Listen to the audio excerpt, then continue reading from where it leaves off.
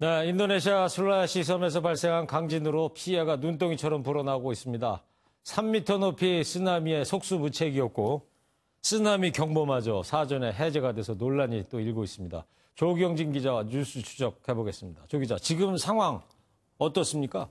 알려진 것처럼 이 8층 호텔 건물이나 병원, 대형 백화점 등 건물과 주택 수천 채가 무너져 내렸습니다. 네. 바다 위에는 이 시신들이 떠다니는 참혹한 상황입니다. 저희가 영상을 한번 좀 보시죠. 팔루의 한 호텔입니다. 예. 이 잔해 속에는 수십 명이 갇혀 있는데 이 구조대가 맨손으로 필사적으로 구조 작업을 펼치고 있거든요.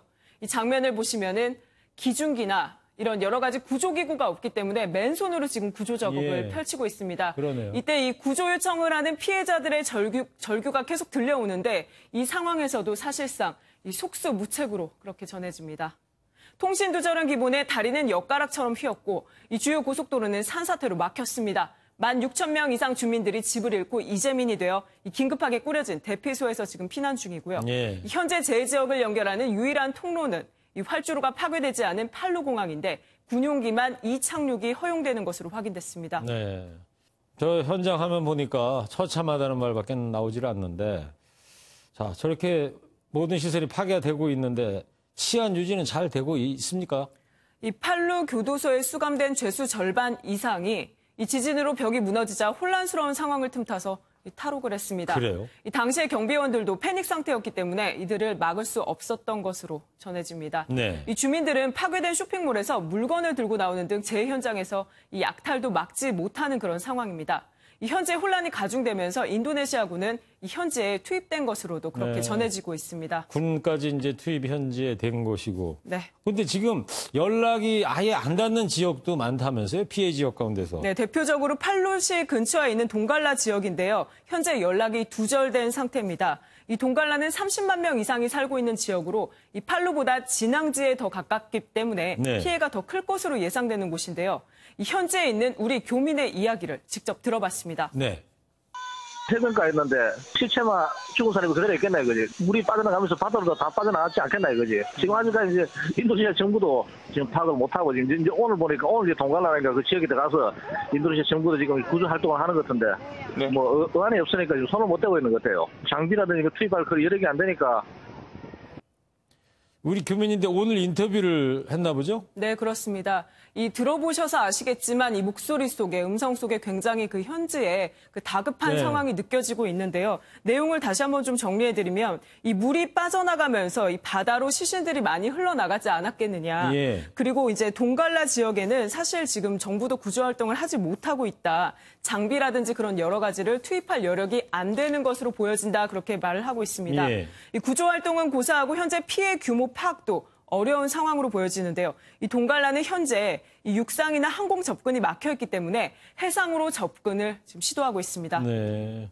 그러니까 동갈라 지역은 통신이 두절돼서 아직 연락이 안 된다고 그러니까 집계가 전혀 안 되고 있을 거 아닙니까? 네, 피해가 더 커질 것으로 지금 예상이 되는 상황이죠. 그리고 이렇게 피해가 커진 이유 중에 하나가 인도네시아 그 당국이 쓰나미 경보를 해제했다는 거 아닙니까? 지금 그래서 공분을 더 사고 있다고 하던데요. 어떻게 된 거예요? 당시 상황을 먼저 간략히 좀 요약해드리면 이 현지 시각으로 28일 오후 6시쯤에 인도네시아 술라웨시 섬 북부 지역에 규모 7.5 강진이 있었죠.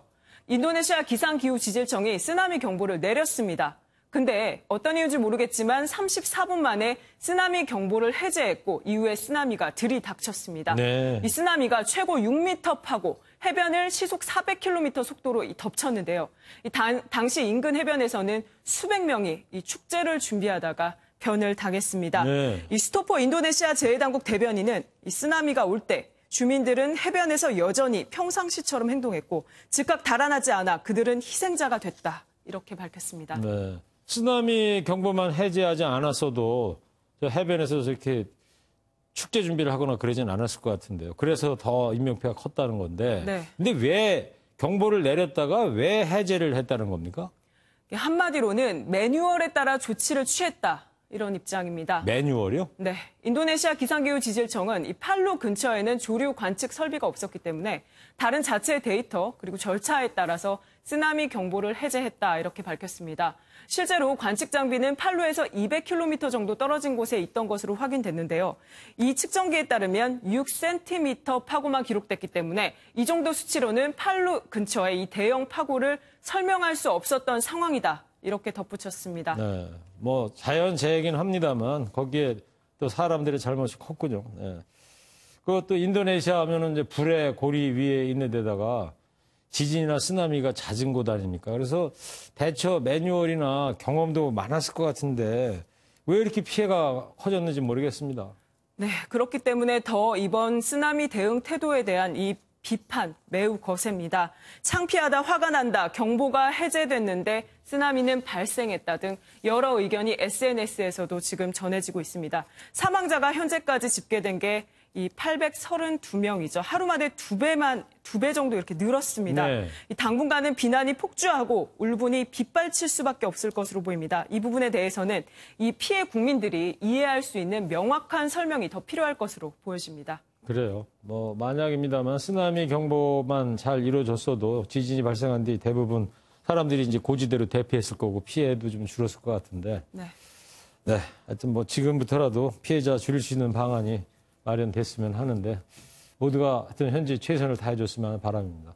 조경진 기자였습니다.